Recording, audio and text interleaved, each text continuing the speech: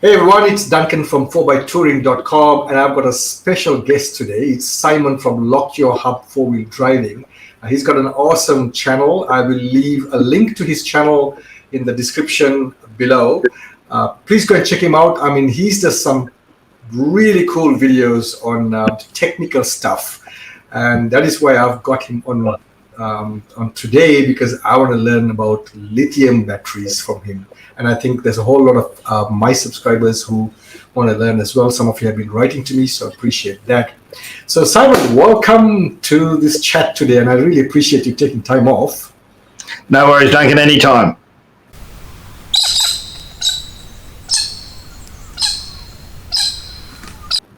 So let's get right into it. So I know the lithium technologies, we are heading towards that going mainstream, and yes, now, so to start off with, I thought if you could tell us about the different types of lithium batteries that's available in the market, and maybe a quick the differences between lithium and the conventional technology and advantages.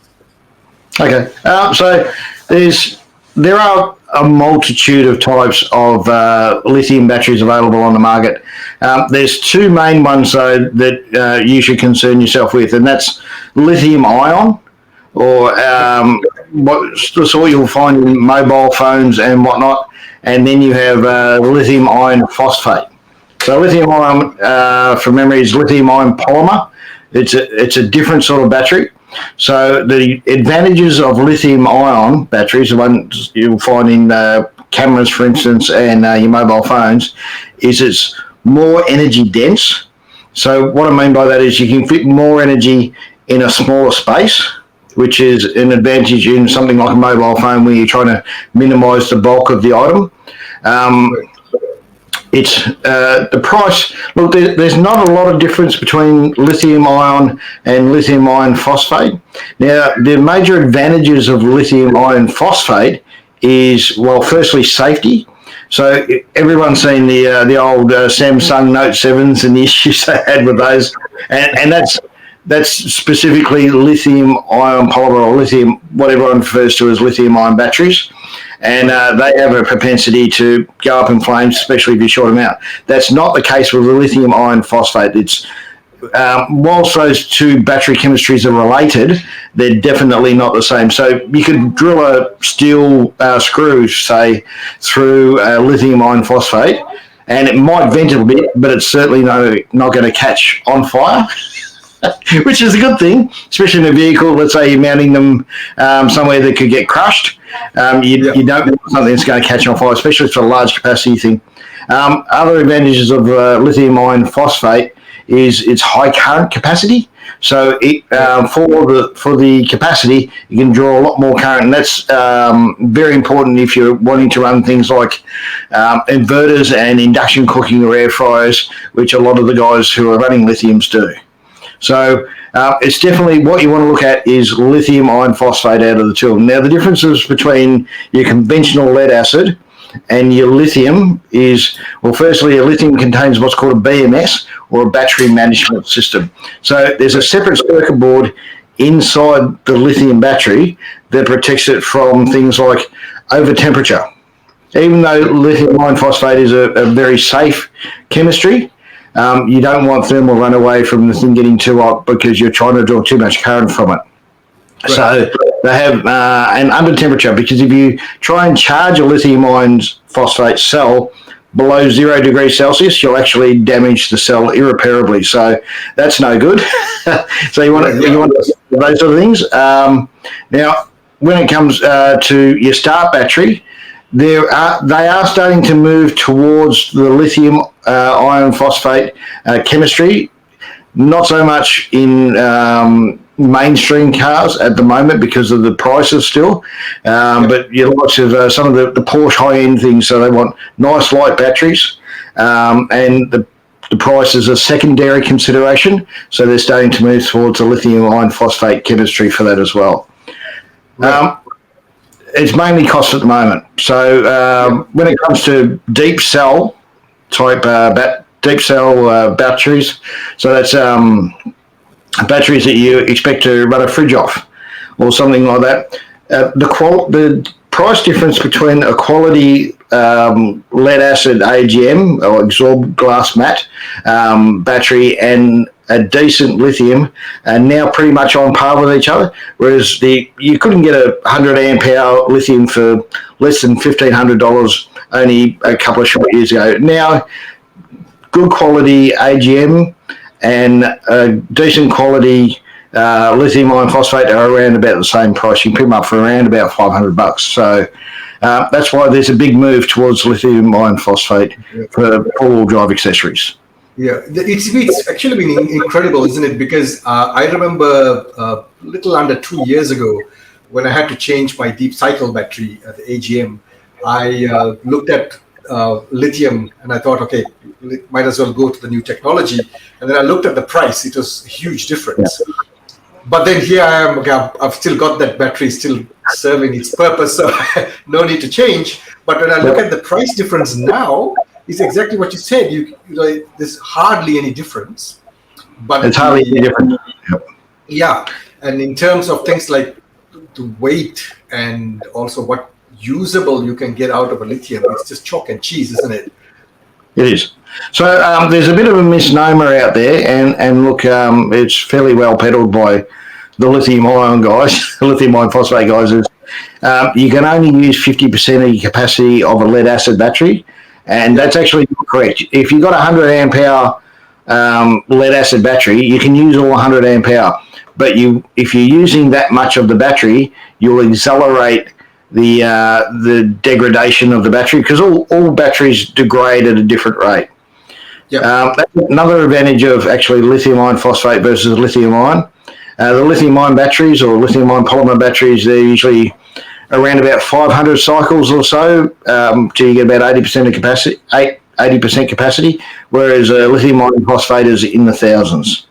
Yeah, that's quite true, because early days, even I was, under the impression that, okay, it's 50%. So if it is 100 amp hour, you get only 50% of that. But in reality, it's like what you said, it's not really that, but you just shorten the lifespan of that battery tremendously. That's correct, isn't it? Oh, yeah. And another really big advantage of the lithium iron phosphate versus your standard AGM is what's called voltage sag. So as you use a battery, the voltage starts going down, and it goes down a lot more on a lead acid than it does a lithium. And now that's important if you're using, let's say, a resistive load, something like a 12-volt oven, for instance. So at half capacity, you're going to get a lot better performance out of your lithium iron phosphate battery than you will a lead acid at its half capacity. Yeah, so that means what you're saying is, if I'm getting this right, the power delivery, if I can use that term, is far more consistent. Yeah, it's far more consistent. The voltage level's almost flat. Right. Okay. Yeah. From 95% to about 10%, it's pretty much flat. Okay. Whereas an AGM, is it more like a very steep slope, or how does that work? Well, it will shoot down to around about 10.5 volts or something by the time it's completely empty. So it's a lot steeper gradient. So right. You have to understand probably Ohm's law. Look it up, Google it, you'll find it. And that affects intensive loads. Yeah, I do understand that. In fact, that's something I'm glad you touched on that. So generally, most of us, from the very little, not many of us are as technical as, say, you are, right? So a lot of the time, what we have installed in our 4Bs, it will be a voltage gauge for the secondary battery. So we constantly keep, and I do this as well, I keep looking at the voltage and say, okay, 12.3 or whatever. And then the moment that goes below, like 12, then you're like, oh, panic stations. Like, it's not going to work anymore. Yeah, and that's what you're referring to, isn't it? So as the voltage keeps dropping, that's that slope you talked about. Whereas you can't use with the lead acid, what everyone's used to, the AGMs. You can't use a voltage meter to tell you what sort of capacity is left in your battery. It just doesn't work because, again, the voltage is so consistent. What you need to use is a shunt. So a shunt measures the amount of, it's the amperage, the amount of capacity that's going in or coming out of the battery. Right. It goes into in the negative line in between the battery and the load, whatever you're running off it, be it an inverter or whatever. And you can then calibrate the shunt so it knows when it's full and it knows where it's empty, and then it can tell you right throughout the range of use of that battery where it's at. Okay. So it's pretty much, and unfortunately they're a lot more expensive than a basic voltage meter. Yeah, I would think so. Yeah, definitely. Yeah, and I think that's the thing, isn't it? We all end up with a voltage meter, and we think that's telling us the whole story when it's not. Yep. No, not with lithium iron phosphate. No. I remember you did a video recently, and for everybody else who's watching, I'll leave a link to Simon's video also in the description. You did a video where you tested one lithium battery recently, and you did various tests to see the consistency. Yep. Now, is that consistency available in all brands, or if when I'm looking for a lithium, would I have to be careful as to who the supplier is or who the brand is? Okay, so there's unfortunately no standard as far as capacity is concerned. So the de facto that most of them use is 0.2C. So I'll explain that. So 1C, let's say you've got a 100 amp hour battery, for instance, with 100 amp hours of capacity, and 1C would be at 100 amps. So 100 amps of load drawing on that battery. So 0.2C is obviously 20 amps of load. So they'll put 20 amps of load on that battery and then drain it from completely full to completely empty when the BMS cuts out. So they'll say that's the de facto standard, but some of them don't adhere to that. For instance, the Kings is quoted at 40 amps of load, whereas that's a 120 amp hour battery with 4 prismatic cells in there. So that'd be 0.3 to 0.4 off the top of my head.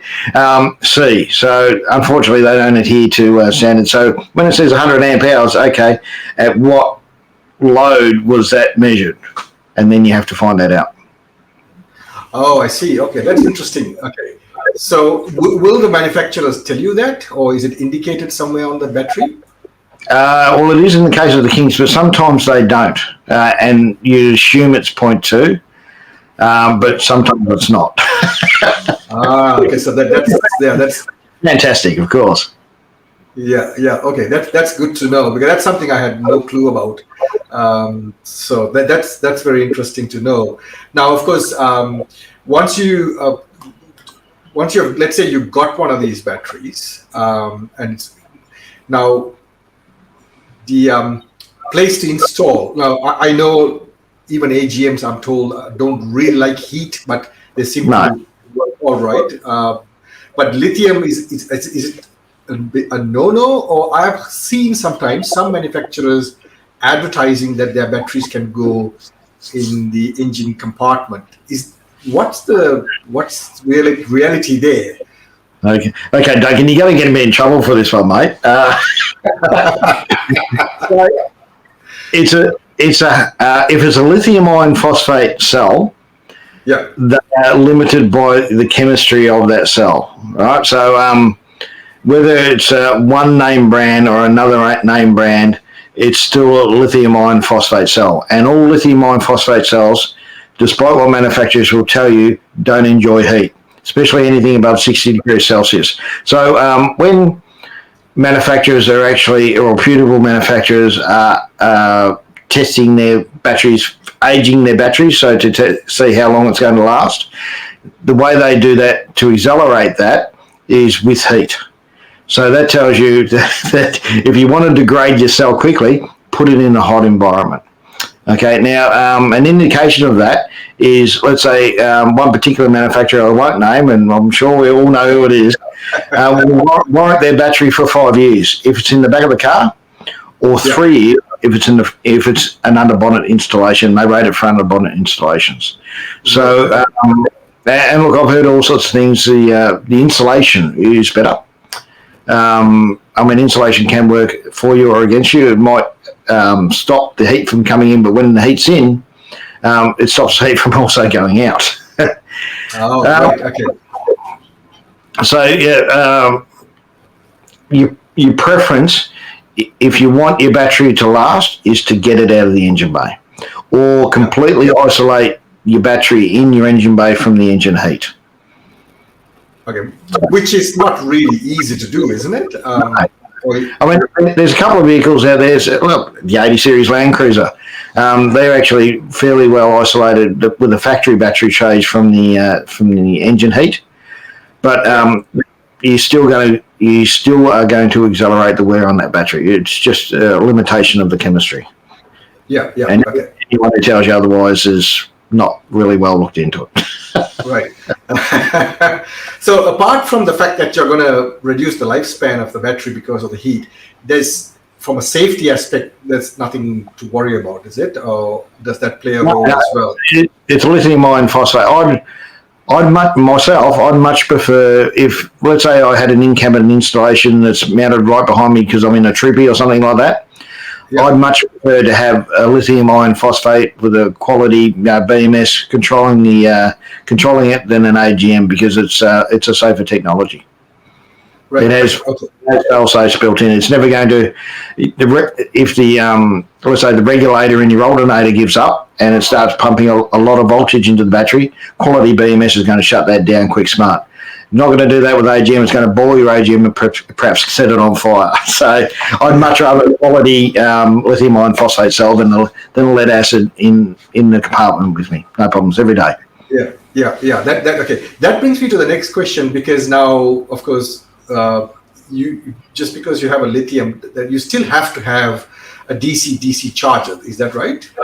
Or not 100%. So, geez, you're going to get me into a lot of trouble today, Duncan.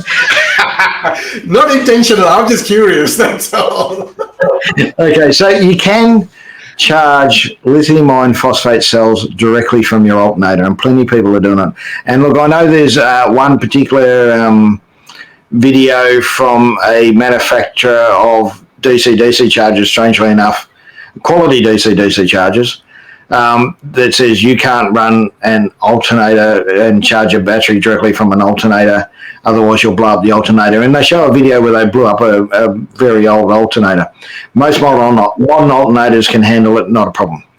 But the thing is, you won't get a full charge directly off alternator. Yeah. Now, if you want to look further into it, there's a very smart young fella from New Zealand, Falcon Overland, I think is his name. Don't quote me on that. I'm pretty sure it's Falcon Overland. His name's Elliot. Anyway, he runs, a lot of lithium in the back of lithium iron phosphate cells in the back of his car. I think it's 800 or 900 amp hour. Wow. And most of the time they charge off the alternator. And it's a standard alternator in an 80 series Land Cruiser. But to top them up, to get them right to full, to 100% state of charge, he then reverts the charge back to a DC-DC charger. Now, the reason he does that is he can charge those cells in excess of 100 amps going into his battery bank using the alternator, and his DC-DC charger is a 30 amp unit. So you get a lot more charge in a shorter amount of time, but you can't get them right up to 100%. 100%. So, am I right to say that if let's say we just got one battery, unlike what he's done, and we constantly want to keep getting it back to that 100%, then a DC-DC would be ideal? Is that correct way of thinking? Well, if you're only running 100 amps or perhaps even 200 amps of capacity, you probably don't need to be charging it and at in excess of 100 amps of charge current going into that battery. So a quality 30 or 40 amp DC-DC charger will be what you're after. Yeah. Okay. Because at the moment in my 80, that's what I have, a 30 amp DC-DC charger. But at the time when I had it installed, they said to me that if I ever decide to go lithium, they can reprogram it to charge a lithium because I still at the moment I've got an AGM. So that's a 30 amp DC-DC charger I've got. Yep, yeah. So you need to look at the DCDC charger. I mean, I installed a 25 amp DCDC charger into a friend's ute to just run a fridge off a power pack, and it works fine from solar and whatnot. But the limitation of that DCDC, and it's been working fine, is it doesn't like the AGM. It doesn't have a lithium. Sorry, it doesn't have a lithium iron phosphate cell chemistry program in it, so it's limited in that way. Okay, all right, yeah, okay, so yeah, like mine, I was told does. So they said whenever you decide to eventually get lithium, then come back and see us, and we'll reprogram it for you. So yeah, it's usually a case of swapping a jumper or connecting a different wire or something. Oh, I see. Okay, so it's simple as that. I guess if we did some research, we could probably do it ourselves at home. And now, in terms of charging, can you just give us an idea again for someone who's trying to make up their mind of which way to go? Is it right to say that a lithium to be charged up would be a lot quicker as compared to an AGM battery? So it depends on the state of the charge of the battery at the time. Yeah. The lithium, as a general rule, lithium iron phosphate is able to take a lot more charge than lead acid, but if it's almost topped up, so let's say that it's sitting at 90% state of charge, it's not going to be able to utilise all, say, 30 amps or whatever your DC-DC charger can put out, or 50 amps. It might only be down to 4 or 5 amps at that stage. So when it's down, yes, definitely lithium iron phosphate it can accept a lot more charge and fills up quicker, but it depends on the state of the charge of the battery at the time. All right, okay. Yeah, we've covered a lot here, so fantastic. Now, like in my case, for example, my 80, it's not our daily runner. It stays parked and gets driven on a Sunday sometimes, or when I go on a trip or something. So a lot of the time it stays parked for extended period of time. So right now what I do is I put the cranking battery and the deep cycle battery, I put them on trickle chargers, so to keep them topped up. Now with the lithium, do I still have, if I did change, would I have to still hook it up to a trickle charger, or can I just leave it and let it go flat, and then eventually next time I want to go somewhere, I just charge it up? Is that something? It depends on. Yeah, it depends on the period. As far as the longevity of the battery is concerned, it depends on the period you're laid up for. If it's only a month or so, just leave it connected to a solar charger or whatever the case may be. If you're going to put it into prolonged storage, let's say you've got a car overseas and you're not going to see it for 6 or 8 months or something like that, then you're better off bringing the state of charge down to about 50 or 60%, because the battery will live longer at that sort of charge. And you'll notice that when you purchase a lithium iron phosphate battery, it doesn't actually come fully, and this goes for actually lithium ion as well, lithium ion polymer. It doesn't actually come full, and that's because they like being at about 50 or so % for prolonged storage. But if you're going to be using it in a month's time, just leave it topped up, connect up to solar charger or whatever. Right. Okay, fantastic. I think that's fantastic, Simon. Like I said, whatever the questions I've had, pretty much you've covered it very well. And I'm also trying not to keep the video too long, because people don't like too long videos. So I think that's fantastic. But so just to wrap it up, if say that someone is out there and let's say it's a completely new to the lifestyle, and he's building a 4-wheel drive, and now he's got a choice. He's got certain accessories to run, and he's got a choice between. Now we did talk about the cost being almost the same for a conventional type battery or a lithium. So let's say he's going to go with the new technology. What are the things you would give advice as for them to look for before they decide on a specific battery? Okay. Well, firstly, you want to ask yourself, what do I want to run off this battery? And it's like tyres in that regard. So you buy ATs if you want to travel the desert. You buy mud tyres if you want to go up to high country and have a look at all the hard tracks. It's the same thing with the battery setups. If you want to run an inverter and induction cooking and air fryers, that's going to be a completely different system to if you want to run a couple of camp lights and your fridge and charge up your mobile phone, your iPad. So two different ends of the spectrum. What I'd say was the old buy once, cry once. Now, you said you had Victron gear. Yep. Very good, of course, and highly customizable. Red Arc was also another great one. Good ones with your budget options as Renogy and bits and pieces like that. There's a lot of different options out there, but I'm of the mind, and this goes with all your four-wheel driving gear.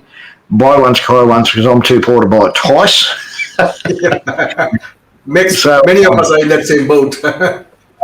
So get your gear and make it expandable. If you're thinking, well, I'd like 300 amp hour and a 3 kilowatt inverter down the track, but at the moment I want to buy a 100 amp hour lithium iron phosphate battery, and then perhaps later on expand. We'll make sure the infrastructure that you're purchasing, so your DCDC charger and your solar charger, or maybe a combined unit, can handle what you're considering later on down the track. Right. Okay. Fantastic. Well, Simon, I think at least whatever questions I managed to put together and what some of the subscribers have written to me, I've pretty much covered it. And I think you've been fantastic in explaining it without using too much of technical jargon for, ordinary folk like me to understand. So thanks so much, and I really appreciate it. And for those of you who are watching, if you got any questions, leave them in the comments below, and then I'll try and figure out how to answer those if they're not too difficult. But Simon, thank you so much. I really appreciate your time. And at any time. And all of you who are watching, please head on over to Simon's YouTube channel as well. I'll leave, like I said, link in the description below. Subscribe, hit the notification bell, because he does a lot more cool stuff than I do, and I learn a lot by watching his channel. So, yeah, Simon, thank you so much. I appreciate it.